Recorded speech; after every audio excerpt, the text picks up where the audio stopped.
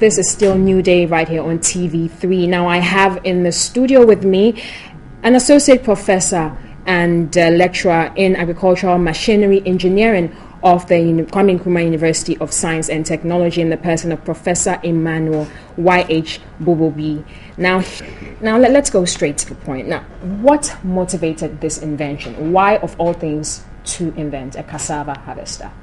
Thank you. So I come from a rural farming family, and as a child I was actually assisting my parents on the cassava farms and then the rest. And one bitter experience I can never forget is the painful way of harvesting cassava for home consumption. And especially during the dry season, it's a pain, and you get blisters in your palm. So as I've also attended the university and then acquired some knowledge, it is my desire to apply this knowledge to solve some of the few problems that I encountered as a youth, and cassava was one candidate crop that I chose. Okay, so that's basically what motivated you. Yes. Now, are you the first person to ever invent such a machine in the world or in Africa? No. So there's, cassava is basically, I would say cassava is not a white man's food. So the white man has not invested too much time in it. But countries like Brazil and then Thailand, where they take it up as an industrial crop, they have done a lot of it. How about in Africa? In Africa, no. This is the first functioning commercial cassava harvester in the continental Africa. Okay. So in Africa, this is the first one, but in the world, no, we have others from Brazil, Thailand, and even China. Now, how different is your harvester from the other ones that are usually imported into Africa? This harvester that we have developed at Kwame Nkrumah University of Science and Technology is lighter than the existing ones in the world, and it can be pulled by any medium-sized tractor that the farmers have. Additionally, we have made it in such a way that it is for life. But that cutting, just like the blade is just like the knife. Okay. So the chemical composition of the blade and that of the knife or the cutlass we use in the homes are not so different, except that this one we have incorporated some element to make it more durable, because the soil is abrasive. The soil eats the blade. So the contamination in that aspect is not going to be a problem at all. Okay, speaking of which, the blade, you came up with this? Yes. The blade, we have, the one we have is actually having a reversible cutting edge, so that if one end is worn, you can just change it, and that actually increases the lifespan of the equipment for the farmer. And I think for me, this is also one main intervention that we have made to make this thing sustainable, user-friendly, and then acceptable to farmers. Now, let's look at efficiency as compared to the manual mode of harvesting. Give us some facts and stats. Cassava harvesting is full of drudgery, and I will talk about that maybe if there's time. And when it comes to the dry season, when you have to harvest, the studies we have done is that it takes about 5 to 10 minutes for an average farmer to harvest a stem. Just one stem? One stem. But for this device we have got, it takes 1 second to harvest a plant. In fact, during the peak of the dry season, and there's a huge amplification of effort here. So it is very, very efficient. It is highly productive, and it is supposed to support cassava as an industrial crop, not for home consumption only. Okay, so if it takes, the harvester is able to harvest more, for example, per second. Yes. Doesn't that cause a problem for labor? No. Because aren't the machines going to take over the work of the laborers? Okay. No. The labor, we actually want to even save the laborers, because the drudgery involved in the manual harvesting. Once this technology comes in, the laborers will just follow like we are seeing now, the laborers will just follow the tractor and then pick the uprooted cassava. And that makes them to enjoy the work they are doing, rather than to bend down in a stooping position to have pain. So we have removed drudgery considerably to let the farmer appreciate the work he's doing. I mean, make it user-friendly. And it is going to help him or her increase his productivity. Okay. But it will not affect his output at all.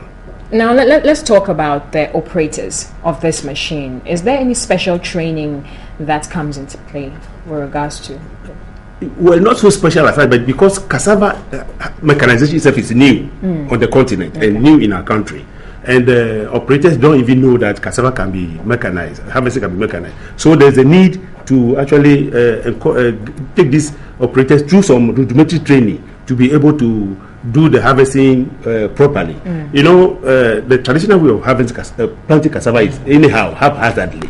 Yes. But to be able to mechanize, we need to plant in rows, preferably ridges. So operators must be taken through how to focus on the ridge in front of them, and then how to set the implement so that the implement to go below the root cluster to be able to excavate. And these are trainings that we can take just a few days to do.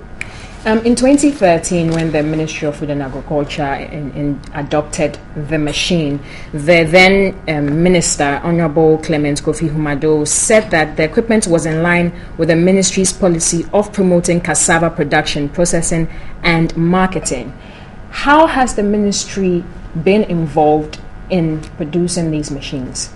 Oh, the ministry has been very supportive. In fact, in 2009, it was the ministry that, through the West African Agricultural Productivity Program, awarded me the research grant to do this work, to bring it to this level.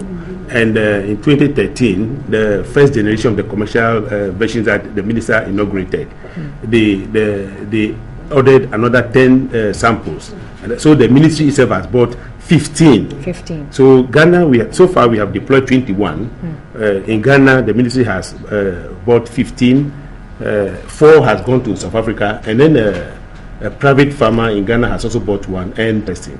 But I think since 2013 up to now, the idea is that this thing should have been in rows, preferably on ridges, to aid harvesting. Okay. So now, with regards to that, are the numbers satisfactory? No. I mean, this was a technology that... 21. Yeah, this was a technology that was, being yearned for a very long time. Now that we have come with it, with an indigenous local content, I think by now, government should have even sent it to all the districts, and then teach the youth and then the school children how to appreciate the new technology. So I think the uptake is getting too slow. And then this is not going to serve as a motivation for future researchers and scientists to rise up to the call for solving national problems. We do have a picture on our screens right now. What is drudgery? Okay. Thank you. We always say agriculture is full of drudgery. What do we mean? Yes, what do we mean? Yeah, actually that drudgery in the layman's term is pain. The pain involved in doing that physical work. When you go to the gym to lift this weight to tone your muscle, that is at your own volition. But if you have to do that weightlifting to earn a living, that is the drudgery we are talking about. And there are several ways of calibrating drudgery, but the simplest way we have adopted is to use the heartbeat of the farmer. The heart is one organ that can calibrate precisely our feelings, either emotional feeling, whether we are afraid, whether we are sad, or whether we are actually doing physical work. And because we are just focusing on the physical aspect, we want to use the heartbeat when the farmer is doing the physical work. And here, if you see the graph on the left side, the heartbeat of 2 women, and then a younger one, and then an elderly one. And the red one is for the elderly one, and then the blue one for you can see the peak there. That is when they were harvesting the cassava. The depression was when they were not doing anything at all.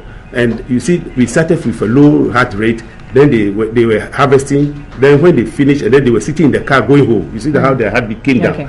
That is, you can go there and then take that heartbeat and then actually calculate the amount of energy they were spending in doing that work. And that is how you translate it into the drudgery. Because if the work is so tedious, you need to rest for a very long time.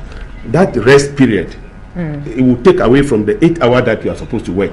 And the longer the rest period, the shorter the time you have, and the shorter the time you have to do the productive work. That is actually how you quantify. How has your project been funded, very briefly? Initially, it was funded by the Ministry of Food and Agriculture through its West African Agricultural Productivity Program, which was a World Bank funded program. In 2009, they called for proposals, and then my proposal won, and then they funded it. That's why we were able to outdoor that commercial version. So finally, how cost effective is it if part of my next year's resolution is to go into cassava farming for an individual? How much roughly would I have to pay for one of your machines? The machine is very cost effective. In fact, we have developed it and designed it to be for life. The only spare part you need is the blade, and so that blade much? It will be between 3,000 to 4,000 or 5,500. So 3,000 to 4,000 Ghana cedis for a machine.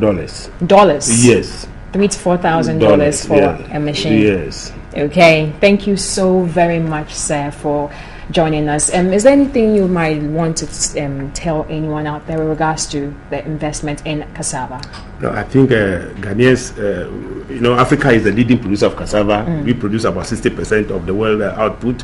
But unfortunately, when it comes to the export market, we are not there. And I think with this intervention, cassava production is going to be easy, and then entrepreneurs, policymakers, and scientists should actually make use of this technology so that we can actually promote cassava and make it a multi-billion-dollar industry for this country. Well, we have been speaking with Professor Emmanuel Y.H Bobobee. He's an inventor and in the agricultural machinery engineering of the Agric Engineering Department of the Kwame Nkrumah University of Science and Technology. Thank you so very much for joining. It's a pleasure. Thank you very much.